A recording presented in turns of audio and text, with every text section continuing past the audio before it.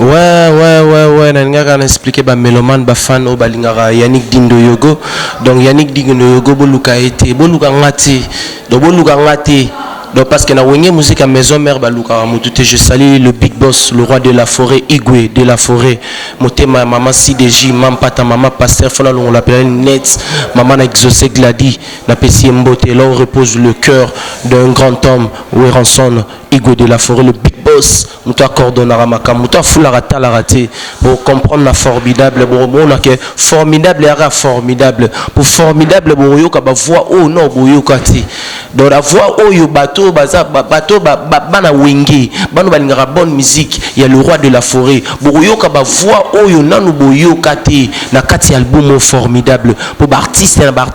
oh le big boss a pesi nzela pe a fouli pour comprendre banzela pour comprendre que na kati ya mboka oyo ezande le roi de la forêt yemta eba rusala choix ya ba artiste pe yemta eba rufula ba musicien azara yemo nzamba pesi likabona, c'est pas donné à tout le monde tant on a big boss azo fula banda ko fula ti lelo na liboko ne so simbio karabu il faut bima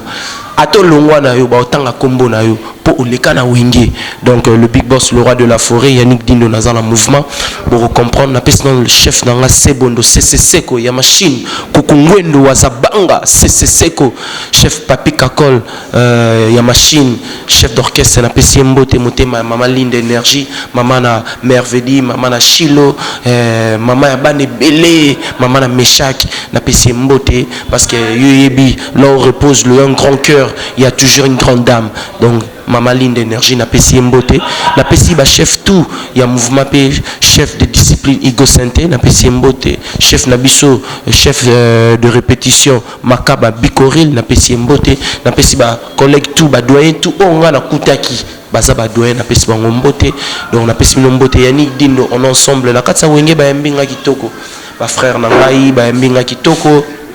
ba ndeko na ngatu na kuti wenge musique eza équipe nationale, eza équipe nationale, eza mabui luté, eza nini yoté, wenge musique eza équipe nationale, place mutu. Pour wenge musique il faut expliquer à bat, wenge musique et lui papa Dave, nenga tuna il faut expliquer à bat, wenge musique eza grand patrimoine. Donc eza équipe eza té local, eza équipe nationale, ou qui na kubeta ba coupe du monde, ba coupe d'Afrique.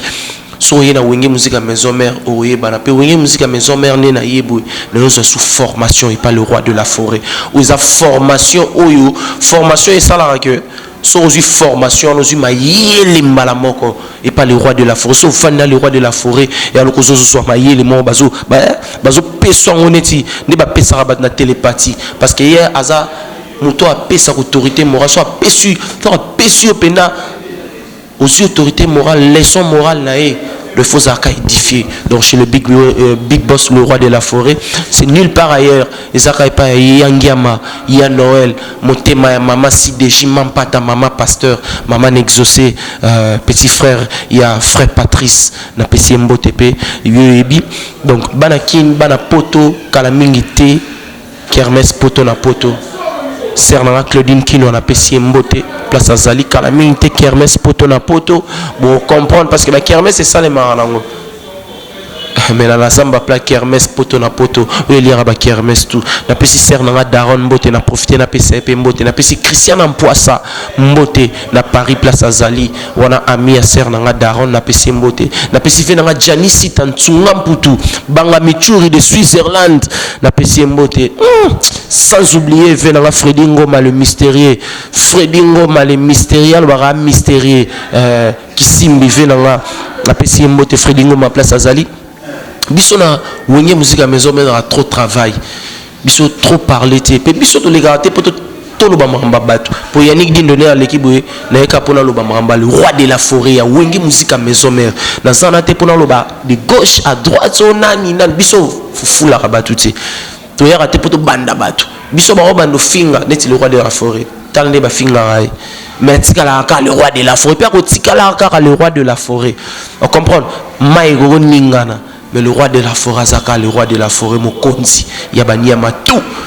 Igwe, le big boss. Anga ba souci, anga ba pensé o talanga ya wa moteme tondi na ba souci zonga zonga zonga zonga chéri nanga vanda kinga na yo bolingo Jean William ba